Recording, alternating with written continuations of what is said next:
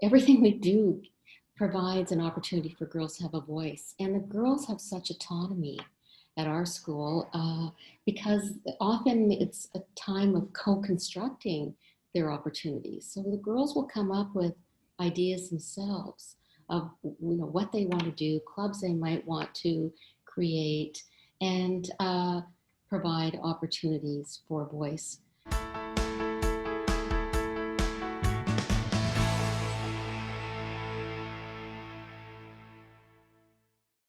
In this video, you'll meet Nancy Richards, who's the head of school at the St Mildred's Lightbourne School in Oakville, Ontario.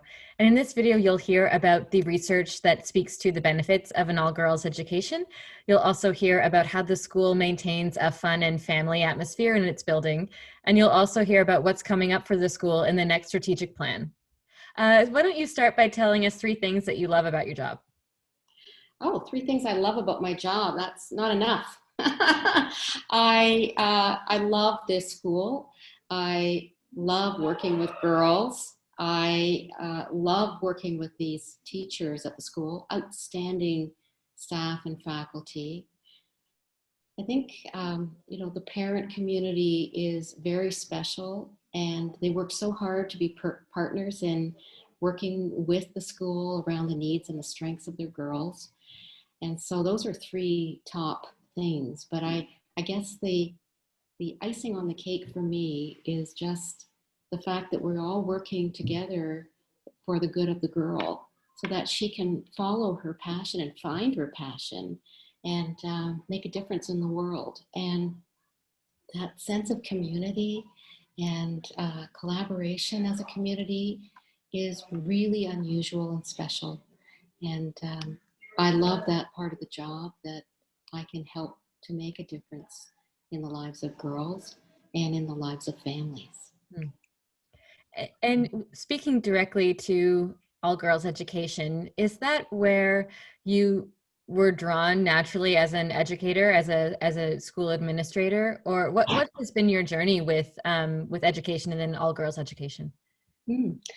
That's a great question, and I appreciate that, because my polar star my whole life has been to work with children, and I love working with girls, but initially it was really for all students. And my vision for girls and for all students is that we can find out how students learn, how we can differentiate and personalize learning for individuals. So I love to work with people in understanding students generally. What makes them tick? What do they love? What's their passion? What drives them? And what are some of the areas that we can focus on and that are in need, but also use their strengths to leverage that? So that's where I started. I was in the public system for 18 years as a principal and an administrator and a consultant. And then I took the leap and went to an all-girls school in Toronto, downtown Toronto, and loved it. And of course, we had our own daughter. So I was very aware of the added value to an all-girls school. And then I went out west to Victoria, and I was principal of a school in Victoria, and it was co-ed.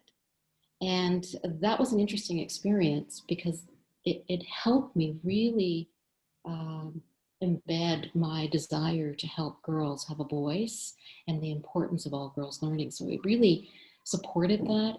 And then I was able to come here to St Mildred's as the head of school.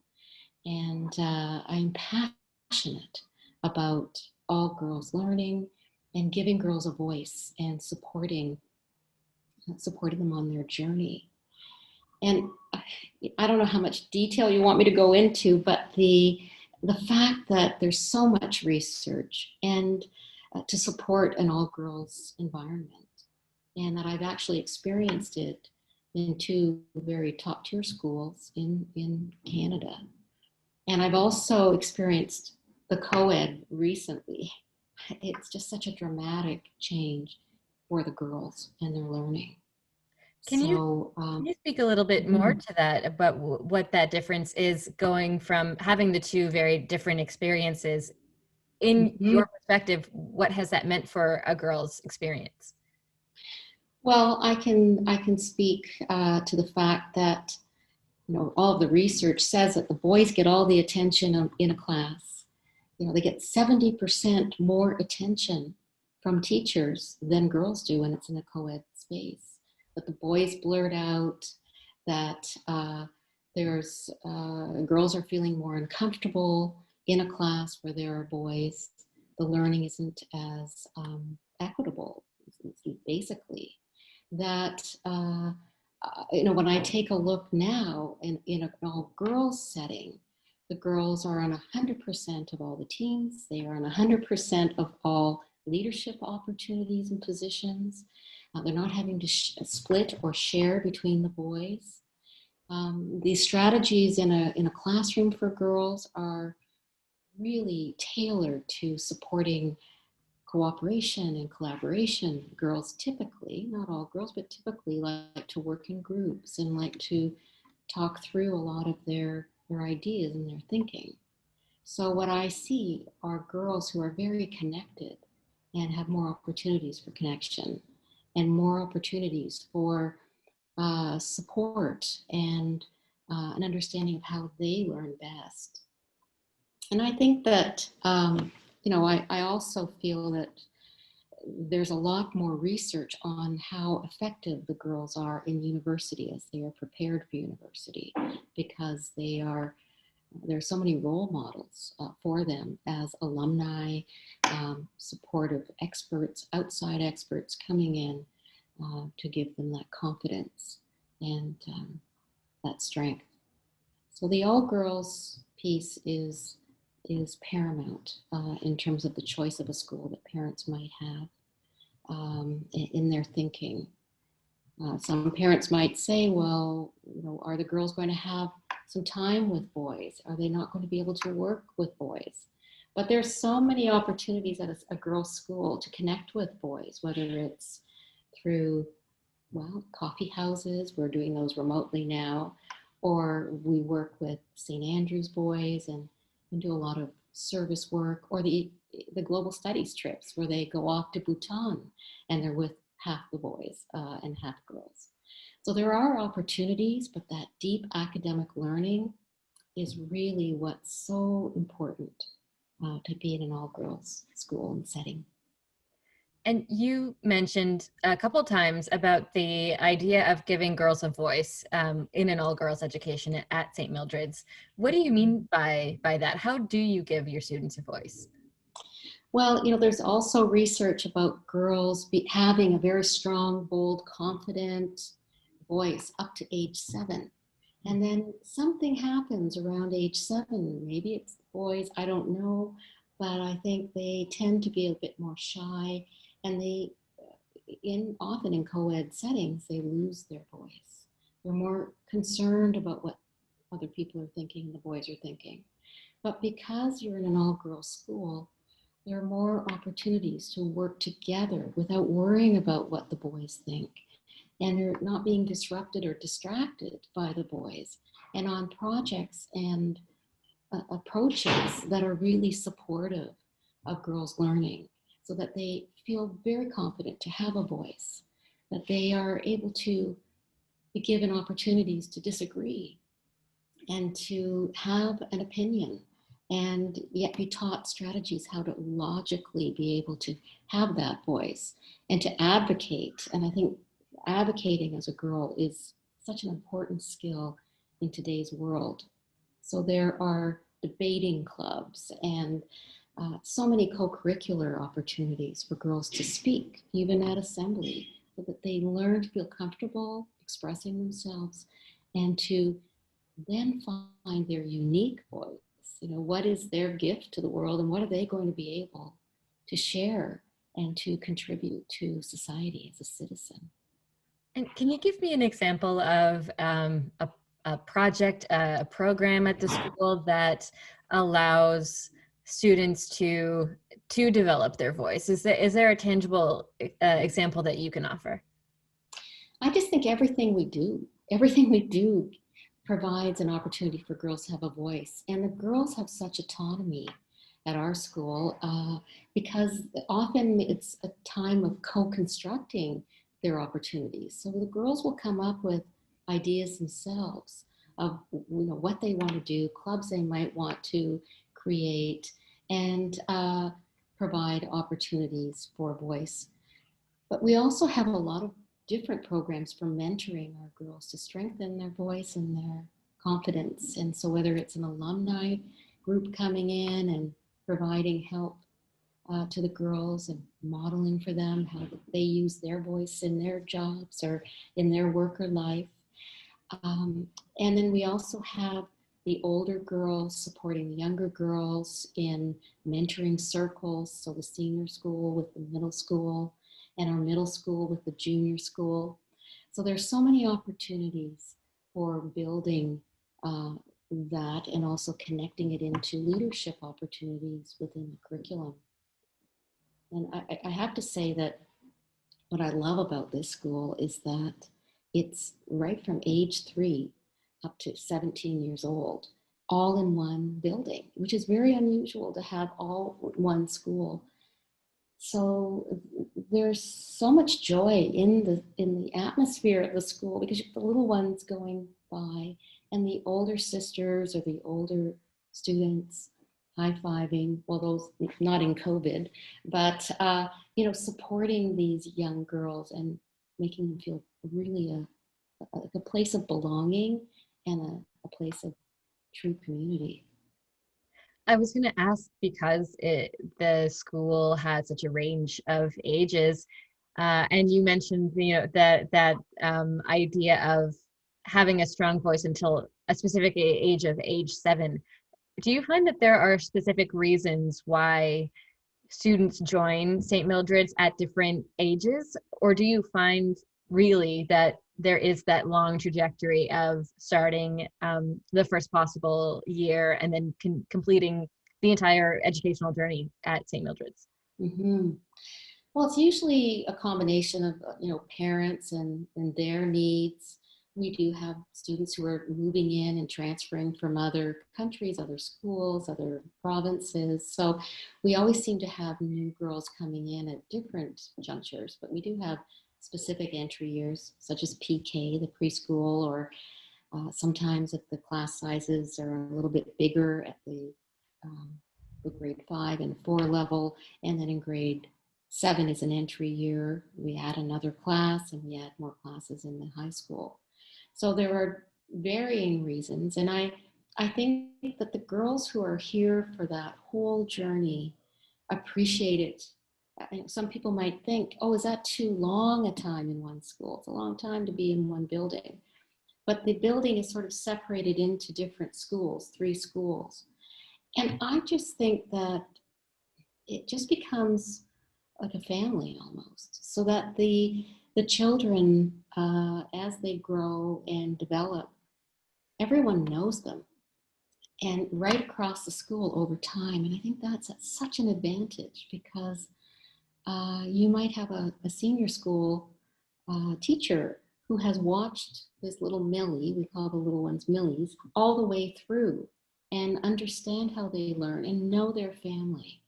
And so that there's a real sense of acceptance and understanding.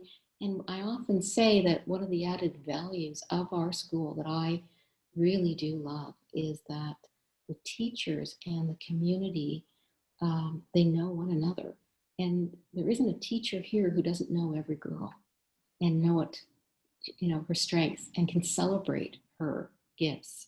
So that to me is very special. And I'd say I call it the personal connection, knowing the girls. And when you first joined St. Mildred's, what were you excited to do there? What was something that you wanted to achieve about your time there? Well, I guess I wasn't quite sure. The school has such a great reputation. And what I loved about this school is that it's not too large a school. It's not a huge school, but it's not too small. It's perfect size to be sure that people can know one another and you can get to know every girl and family in the community. And so I came in not really knowing what to expect. I had read all about the academic excellence, that was a given, but I really did want to uh, explore the philosophy of the school in terms of 21st century learning, and where were we on that continuum of preparing girls for the future. And so were we really looking at the changing landscape of the school? So that was what my homework was, really, to say, where are you on that trajectory? And what is the school's belief about young children and how they learn? And what is the school's belief about taking a school vision and manifesting it into the facilities and space? And what were some of the things that they were excited about that I could enhance and support? And what were the needs that they had? And so when I first arrived, the biggest thing I think that without having any preconceived notion, except being a compassionate and an innovative and instructional leader, was to be able to ask the students and the parents and the teachers and the staff, what's right about this place? What's right with this school? And let's do a positive, appreciative inquiry around this particular learning institution, and let's take it further. And let's look at what's right. And oh my goodness, that was just so exciting, that first staff meeting, when everyone could talk about what they really loved about the school so that I could help to build on that. You mentioned the family feeling, that it's a joyful place. How else would you describe the culture at St. Mildred's? Well, I would say that the culture is it's a it's a very energetic culture. It's an innovative culture, and it's a caring and compassionate culture. And I I think that all goes together with the collaborative culture. People really do work together here, and I've been at a lot of schools in my career, but what I have noticed here is that there isn't the competition between uh, students, really. I mean, there's always a little bit of good competition, but between the faculty, people are working together in the service of the girls and the individual. So I would say that it's a responsive community and culture.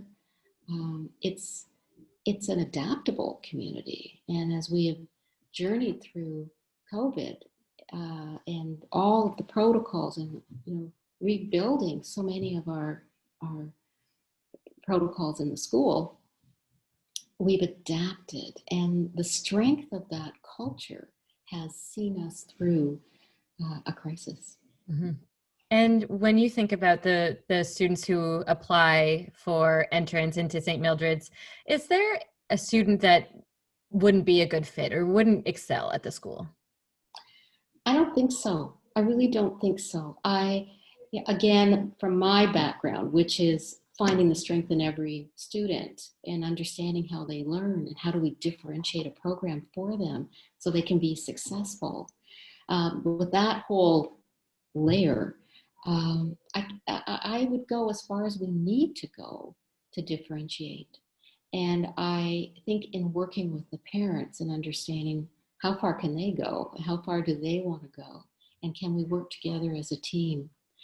When we have students, and every student learns differently, and that's really so important, that it's not a one size fits all here at all. It is looking at students who have maybe particular learning differences. We have such a great learning strategies department at the school. And I remember being in independent schools in the past where there were no resources of any kind to support the individual learner. It was more of a one size fits all. And what I love about this school is that there's a circle of care. There are social workers, school nurses, our head of wellness and well-being, student engagement, our learning strategists. I mean, it's a huge team working as a multidisciplinary approach to helping every girl thrive. So I don't know. I don't see that there would be a girl who applied who could not meet the needs. Along similar lines, the families that are drawn to St. Mildred's, who want to send their children there, is there a common thread that you find between them that link them together, other than the fact that they have a girl and they're looking for an all-girls education? Well, all the families are very different too. And that's what I love about these families. And I spend a lot of time with the parents. And that's probably one of my favorite things about the school is that I'm able to get to know parents, how they think, what their wishes are for the girls, help them to decide, when to have hands off, when to have hands on. So they're all very different, but I guess my hope is that we all have very similar values, values about life and values about kindness and respect and supporting each other in a community. Because it's a long journey for some of these girls, and sometimes girls need support from other families too. So it's a matter of being connected and a supportive and caring community and supporting one another. With knowing the families as well as you do, and the community and the culture, would you say that there is a high level of participation or involvement that families have in school life, or is there an expectation of a certain level of involvement? There's not. I wouldn't say it's an overt expectation. It's just really an unspoken expectation that if you want what's best for your girl, you're going to be involved, because all of the research is saying that parents who are involved really support the academic excellence of the children and their mental health and their physical health. So I think that what we want to do is focus on the whole girl together. And I believe very strongly, and so does the staff, around parents as partners. And I think the parents, they want to be involved, and it's a matter of helping them know where it's appropriate to be involved. How to, at the junior school, hands-on, at the middle school, hovering hands, senior school, usually hands-off, and how to help them through those developmental stages to support the girls to be independent and to go off to university and make a smooth transition. And how do you handle communications with families of your students, in terms of if there's an issue that they need to be aware of, or if there's something going on that they may want to participate in, or if there's a misunderstanding that happens between a student and a teacher, as sometimes happen? Right. I think our communication is outstanding at the school. It's some might think it's overkill because we really do communicate a lot. But as new parents have said to me, oh, thank you for all of the layers of communication, whether it's from the teacher and then the school head and then the myself, the head of school, constantly keeping them informed so that they know what to expect and how to direct their children. So overall, communication is very thorough. And then we've got parent-teacher interviews, which I think are very important, but also the fact that we're always available. And I think that that's responsiveness of our community, of our teachers. So we respond typically within 24 hours because parents get upset and they get anxious, especially in a COVID setting. We want to reassure parents. Our safety of the girls is number one, and we want to reassure the parents if they have any worries. If there are misunderstandings, usually the teacher can solve that by a call home, or normally we would invite the parent in face to face. Sometimes I would get involved, and I enjoy that. I enjoy being able to help parents see things in a different way and having that connection with them and helping them understand their daughter a little bit better from fresh eyes. So we tend to navigate that very well, and we have very few discipline problems in the school. On that note, how do you resolve conflicts that arise between the girls, the students at the school? Mm. Well, we do try to put in some preventative uh, pieces as well. It's a pretty cooperative school, but there are times when students, can get into a little bit of trouble. And so I guess the first step, it's always a progressive discipline where if if a student is first time and they've made a mistake, we use it as a teaching opportunity. And there's always some form of restorative justice where the girls can come in and work it out with the teacher or with the school principal, school head. When it's repetitive, then we do have a code of conduct, and we do have this step up approach, so that you know, first time it might be a call home, second time it might be something else, stay after school. So there are consequences all along the way. I've found in independent schools generally, a call home really fixes it. It's very different because you've got that parent support, and they accept um, the the issues that arise from time to time. So we work very hard at preventative skills, but we also help our girls when they do make a mistake and help them work through it with other girls. Looking ahead at the next 5 or 10 years for the school, what do you see coming? What would you like to see expanded or grown, or if anything at all? Well, one thing I haven't talked about is that one of the highlights of the school are the signature programs. When I first arrived at the school, I discovered there were so many amazing things happening here for girls, and that we really didn't publicize or communicate it out in a certain way. So what's what I'm calling now are signature programs. And so signature programs such as our robotics team, world renowned for girls in STEM, but very few people knew that out in the wider world. So, being able to articulate how amazing that is. Our active, healthy living and the importance of well-being for our girls. So that's been a priority.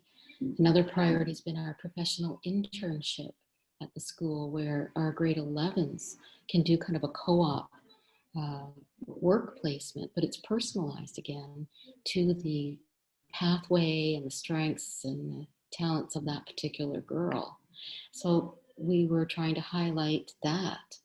And so there are all these, what I call signature programs. And so what I would like to see into the future is expanding on these, helping people see that these areas really meet the needs of girls and the whole girl.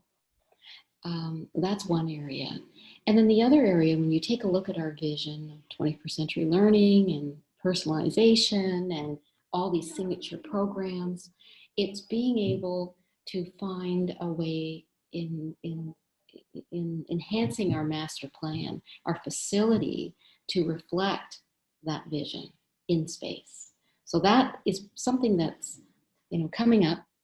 We're launching a new strategic plan next year. It's going to be called Strategic Plan 2030.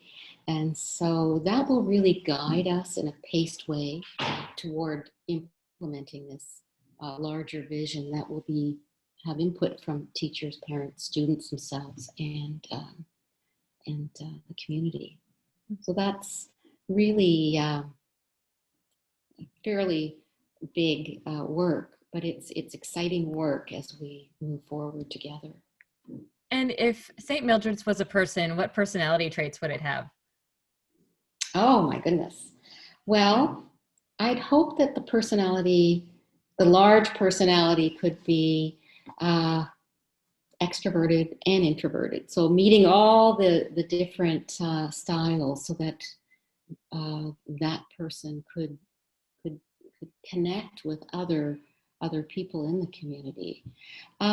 Also a very warm person, an invitational, engaged, responsive, all the things that we want to provide for our girls, and to be creative and innovative in helping navigate an unknown future, really. And finally, what's your advice for those parents who are in their search right now? Well, my advice is to look at St. Mildred's Lightborn School. And to really, quite honestly, it's to really understand your child and your girl and listen to your child or your student and really know what makes them tick if you can, so that you can find a nice match for your daughter. Do the reading, do the research, go to the open houses, ask lots of questions, speak to other parents.